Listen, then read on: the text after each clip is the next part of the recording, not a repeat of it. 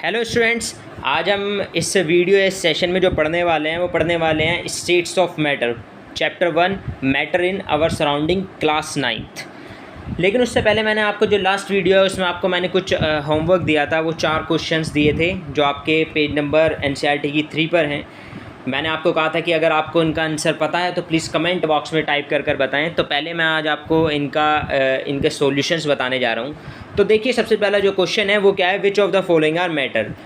इनमें से क्या मैटर है। कुछ ऑप्शंस दिए हुए हैं आपको, इनमें से पूछा है आपसे कि इनमें से क्या क्या मैटर है। तो जनरली मैंने आपको पिछली वीडियो में ये डेफिनेशन बताई थी कि मैटर होता क्या है। तो मैटर क्या होता है, जिसके पास खुद का मास होगा और जो स्पेस को ऑक्यूपाई करेगा वो क्या होता है, वो मैटर होता है।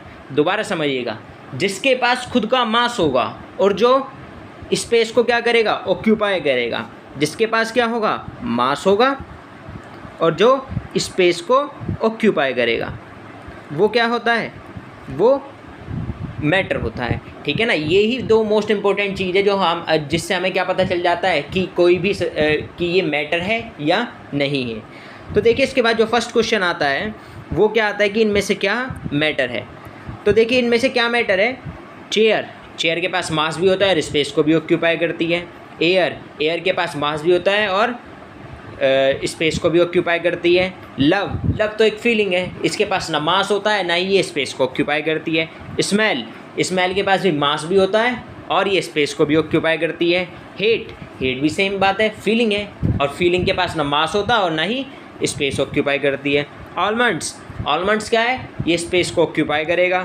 थॉट इसका भी कोई ना ये स्पेस को ऑक्यूपाई करेगा ना इसका कोई मास होता है। कोल्ड क्या होगा, कोल्ड भी मास को ऑक्यूपाई कोल्ड के पास भी क्या होता है, अपना मास होता है और ये स्पेस को भी क्या करता है, ऑक्यूपाई करता है। So this is also a matter. Lemon, water, smell of perfume, ये सभी क्या होते हैं, मैटर होते हैं। तो मतलब जो स्पेस को ऑक्यूपाई करेंगे और जिनके पास मास होगा वो सभी क्या होते हैं, मैटर्स होते हैं। उसके बाद क्वेश्चन नंबर 2 है, give reasons for the following observations. इसका आंसर मैंने आपको पिछली वीडियो में ही बता दिया, एक बार फिर बता देता हूँ कि क्या पूछा है इसने पूछा है कि the smell of hot sizzling food reaches you several metres away, but to get the smell from cold food you have to go close. मतलब जो खाना गर्म होता है उसकी स्मेल तो आप चाहे कितनी ही दूर बैठे हो, मतलब ठीक ठाक दूरी पर भी बैठे हो अगर अपने फूड से, तब भी आपके पास पहुंच जाती है। लेकिन जो ठंडा खाना होता है उसकी नहीं पहुंचती। इसका रीज़न क्या है, इसका रीज़न ये है कि जब फूड के पास टेम्परेचर होता है तो वो क्या करता है, जब फूड के पास टेम्परेचर होगा तो क्या होगा, वो ज़्यादा एक्सपेंड करेगा। मतलब जो उसमें उसके जो पार्टिकल्स हैं वो क्या करेंगे, बहुत फास्ट मूव करेंगे। जो स्मेल होगी, जो स्मेल के पार्टिकल्स हैं वो भी क्या होंगे, हॉट होंगे और गर्म होने की वजह से जब उनके पास टेम्परेचर होगा तो वो भी क्या करेंगे, बहुत तेज़ी से मूव करेंगे। मैंने आपको बताया था क्योंकि लास्ट वीडियो में कि जब टेम्परेचर बढ़ेगा तो पार्टिकल्स की स्पीड भी क्या हो जाती है, बढ़ जाती है। इसीलिए जो गर्म खाना है उसकी स्मेल जो है हमारे पास कंपैरेटिवली जो ठंडा खाना है उससे जल्दी पहुंच जाती है। उसके बाद क्वेश्चन नंबर थर्ड कह रहा है, a diver is able to cut through water in a swimming pool, which property of matter does this observation show. मतलब जैसे कि आप स्विमिंग पूल में नहाने जाते होंगे या फिर आप भी कभी नदी या नहर वगैरह में, कैनाल्स वगैरह होती हैं उन सब में नहाए होंगे। तो वो ये कहना चाह रहा है कि जब हम लोग उसके अंदर जाते हैं या फिर डाइवर गोताखोर जब उसके अंदर जाते हैं तो जो वाटर है वो क्या हो जाता है, वो कट थ्रू हो जाता है। कट थ्रू मतलब वो क्या हो जाता है, एक तरीके से कहें फट सी जाता है, मतलब अंदर जाने देता है। ऐसा क्यों होता है, तो इसका रीज़न क्या है कि जो वाटर है ठीक है ना, जो वाटर है क्या होता है, इसका फॉर्मूला क्या होता है वाटर का, H2O। ठीक है ना। तो जो वाटर है उसमें जो अट्रैक्शन होता है, जो मोलिकुलर अट्रैक्शन होता है या फिर कहा जाए जो अट्रैक्टेड फोर्स होता है वो क्या होता है, कंपैरेटिवली कम होता है। और कंपैरेटिवली कम होने की वजह से वो इजीली क्या हो जाता है, कट थ्रू हो जाता है। जो सॉलिड है उसमें क्या होता है, ये बहुत ज़्यादा होता है, सॉलिड में ज़्यादा होता है, वाटर में क्या होता है, कम होता है, और गैस में तो उससे भी कम होता है। ठीक है ना। तो वाटर में क्या होता है, जो अट्रैक्शन है वो क्या होता है, बहुत कम होता है। इसी वजह से क्या हो जाता है, ईजीली ये कट थ्रू हो जाता है। उसके बाद नेक्स्ट क्वेश्चन है what are the characteristics of particles of matter, कि कैरेक्टरिस्टिक्स क्या होती हैं पार्टिकल्स ऑफ मैटर में। बहुत इजी है ये तो, मैंने आपको कई बार बताया है कि जैसे कि अगर मैं आपको बताऊं पहला पॉइंट, तो पहला पॉइंट क्या होगा कि जो पार्टिकल्स हैं या जो मैटर है उसके बीच क्या होता है, स्पेस होता है। ये इसकी सबसे पहली प्रॉपर्टी है कि इसके बीच क्या होता है, स्पेस होता है। उसके बाद जो सेकंड प्रॉपर्टी है, सेकंड प्रॉपर्टी क्या होगी, सेकंड प्रॉपर्टी होगी कि ये क्या होते हैं, ये मूव कर सकते हैं, फास्ट मूव कर सकते हैं, तो मतलब मोशन भी एक इसकी क्या है, प्रॉपर्टी है। तीसरा, इसके बीच एक अट्रैक्शन फोर्स होता है, मतलब एक फोर्स होता है जो इनको क्या करता है, एक दूसरे से अट्रैक्टेड करे रखता है। तो थर्ड पॉइंट पर क्या लिख सकते हैं कि इनके बीच क्या होता है, अट्रैक्शन होता है, अट्रैक्शन।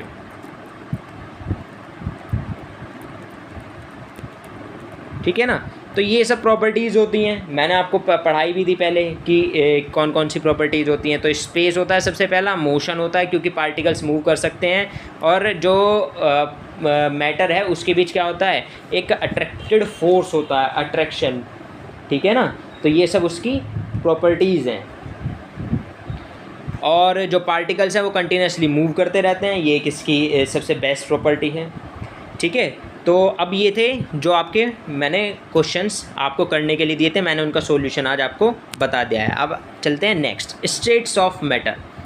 स्टेट्स ऑफ मैटर में आज हम बहुत इंपॉर्टेंट टॉपिक है, हम तीनों ही जो कितनी स्टेट्स ऑफ मैटर होती हैं, जनरली 3 स्टेट्स ऑफ मैटर होती हैं जिन्हें हम पढ़ते हैं, सॉलिड, लिक्विड और गैस। कौन कौन सी होती हैं, सॉलिड, लिक्विड और गैस। हम तीनों की प्रॉपर्टीज़ के बारे में आज इस सेशन में डिस्कस करने वाले हैं। मोस्ट इंपॉर्टेंट वीडियो है, प्लीज़ लास्ट तक देखें इसे। ठीक है ना। और अगर वीडियो अच्छी लगे तो प्लीज़ वीडियो को लाइक करें और चैनल को सब्सक्राइब करें और इस चैनल से जुड़े रहें, क्योंकि हम अब डेली अब हम क्या करेंगे, अपने टारगेट को पूरा करेंगे जो कि हमें पढ़ना है। ठीक है। तो सबसे पहला आता है states of matter. States of matter में क्या होता है, observe different types of matter around you. What are its different states? We can see that matter around us exist in 3 different states, solid, liquid और gas। मतलब जो matter है वो 3 existing states में क्या करता है, डिपेंड करता है। कौन कौन सी, सॉलिड, लिक्विड और gas. These states of matter arise due to the variation in the characteristics of the particles of matter। ये जो मैटर की जो स्टेट्स हैं ये अराइज क्यों होती हैं, किस वेरिएशन की वजह से अराइज होती हैं, तो ये ड्यू टू द वेरिएशन, मतलब कुछ प्रॉपर्टीज़ जो हैं, कुछ करैक्टरिस्टिक्स जो हैं सभी मैटर्स की कुछ अलग होती चली जाती हैं, डिफरेंस आता चला जाता है। इसी वजह से क्या होता जाता है, जो स्टेट्स ऑफ मैटर है वो क्या होता चला जाता है, डिवाइड होता चला जाता है। मतलब सॉलिड, लिक्विड और गैस 3 पार्ट्स में डिवाइड होता चला जाता है। तो now let us study first state, that is solid state. Solid state most important. तो अब हमें पता कैसे चलेगा, इसके लिए एक्टिविटी दी हुई है जनरली, देख लें एक बार एक्टिविटी क्या कहना चाहती है। तो एक्टिविटी में क्या कहा है, कलेक्ट द पेपर, वो collect the following articles, a pen, a book, a needle and a piece of wooden stick. Sketch the shape of above articles in your notebook by moving a pencil around them. Do all these have a definite shape, distinct boundaries and a fixed volume? What happens if they are hammered, pulled or dropped? Are these capable of diffusing into each other? Diffusing most important term, मैंने आपको इसकी definition बताई थी कि diffusion क्या होता है।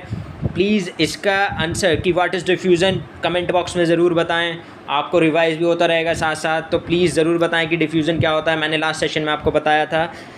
Try compressing them by applying force. Are you able to compress them? मतलब अगर आप उन्हें कंप्रेस करना चाहते हैं, अगर आप उन्हें दबाना चाहते हैं, क्या वो दब भी जाएंगे? तो ये सब चारों चीज़ आप अपने घर में कर देख सकते हैं, क्योंकि चारों चीज़ आपके घर में अवेलेबल होंगी। तो अब बात है रिजल्ट क्या आता है। रिजल्ट ये आता है, all the above are examples of solid, we can observe these all these have a definite shape, distinct boundaries and a fixed volume. इन सभी की क्या होती है, डिफाइनेट शेप होती है, डिस्टिंक्ट बाउंड्रीज होती है, फिक्स्ड वॉल्यूम्स होती है। That is have negligible compressibility, और नेग्लिजिबल कंप्रेसिबिलिटी होती है, मतलब अगर हम इन्हें क्या करेंगे, कंप्रेस करने की कोशिश करेंगे या दबाने की कोशिश करेंगे तो ये ना के बराबर ही कंप्रेस होते हैं। Solid have a tendency, most important line जो मैं आपको बताने जा रहा हूँ, याद रखने लायक है। मैं यहाँ पर एक इस पॉइंट भी बना देता हूँ ताकि आप ये याद रखें। Solid have a tendency to maintain their shape. Solid की टेंडेंसी होती है कि वो अपनी शेप को क्या कर रखता है, मेंटेन कर रखता है। When subjected to outside force, जब उस पर क्या लगाया जाएगा, एक बाहर से फोर्स लगाया जाएगा, आउटसाइड फोर्स जब हम लगाएंगे तब भी वो क्या करता है, अपनी शेप को मेंटेन करने की कोशिश करता रहता है, या ये उसकी टेंडेंसी होती है। सॉलिड में ब्रेक्स, सॉलिड में break under force but it is difficult to change their shape. Solid क्या हो सकता है, चेंज हो सकता है, सॉलिड जो है टूट सकता है फोर्स लगाने पर उसकी शेप को चेंज करना फोर्स लगाकर ये एक इम्पॉसिबल चीज़ है, ठीक है ना। मतलब ये क्या होता है, इम्पॉसिबल नहीं लेकिन डिफ़िकल्ट चीज़ तो है ही लगभग, ठीक है ना, डिफ़िकल्ट चीज़ है। हम उसे मतलब हम क्या कर सकते हैं, हम उसे हैमर से या फिर उसे गिराकर सॉलिड को क्या कर सकते हैं, तोड़ सकते हैं, लेकिन उसकी शेप को नहीं चेंज कर सकते। नेक्स्ट क्या है, कंसिडर द फॉलोइंग, कुछ स्टेटमेंट्स दिए हुए हैं, इन सबको जरा एक बार देखेंगे। पहला स्टेटमेंट है, what about a rubber band, can it change its shape on stretching, is it a solid. पहला स्टेटमेंट सोच कर बताइए कि क्या रबर बैंड जो है अगर हम उसे स्ट्रेच करते हैं तो वो अपनी शेप को चेंज कर लेता है, क्या वो सॉलिड है।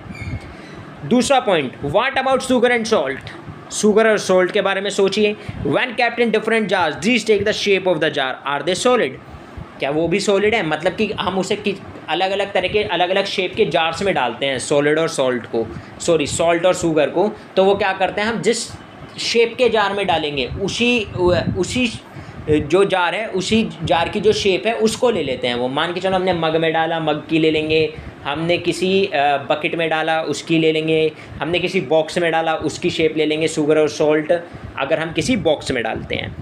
What about a spongy? It is a solid yet we are able to compress it. Why? Spongy क्या होता है, स्पॉन्जी फंगस देखी होगी आपने, वो सॉरी फंगस कह रहा हूँ, स्पॉन्जी मतलब आपने वो देखा होगा जैसे कि आपके घर में भी यूज़ करते होंगे, आपकी मदर होंगी या सिस्टर होंगी, वो आपने फेशियल्स में यूज़ करती हैं, या फिर जो गद्दे जो आपके डबल बेड के जो या फिर बेड्स के जो गद्दे होते हैं उनमें जो होता है स्पॉन्जी आपके, या फिर कुशन्स में होता है स्पॉन्जी, ठीक है ना।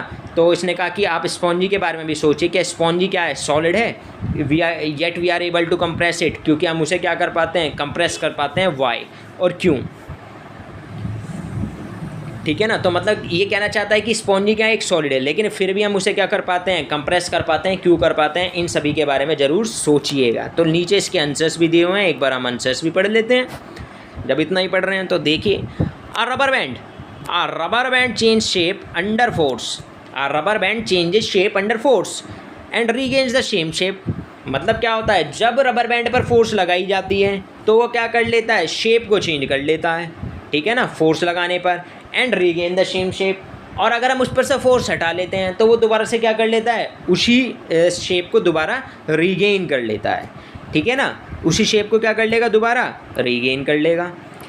लेकिन अब if excessive force is applied it breaks, लेकिन अगर उस पर हम क्या लगाएंगे, एक एक्सेसिव फोर्स, मतलब देखो क्या होता है, जो भी इलास्टिक चीज़ होती हैं उनकी क्या होती है, स्ट्रेच होने की एक लिमिट होती है, ठीक है ना। कोई भी हो, रबर बैंड हो, इलास्टिक हो, कुछ भी हो, हर चीज़ की क्या होती है, एक लिमिट होती है। अगर उस पर उससे ज़्यादा फोर्स लगाए जाएंगे तो वो क्या हो जाता है, ब्रेक हो जाता है, ठीक है ना। तो जनरली क्या हो जाएगा, वो फिर ब्रेक हो जाएगा।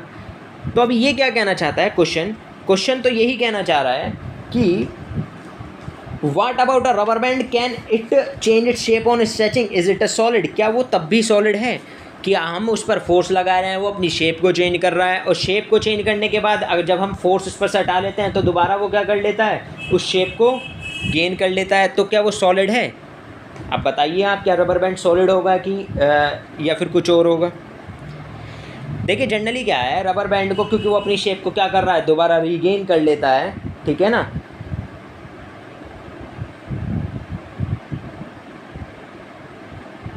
हाँ, तो अपनी फोर्स को क्या कर लेता है, वो दोबारा रीगेन कर लेता है, तो जनरली उसे हम सॉलिड मानते हैं। लेकिन अगर हम उस पर एक एक्सेसिव फोर्स लगा देंगे तो वो क्या हो जाता है, ब्रेक हो जाता है।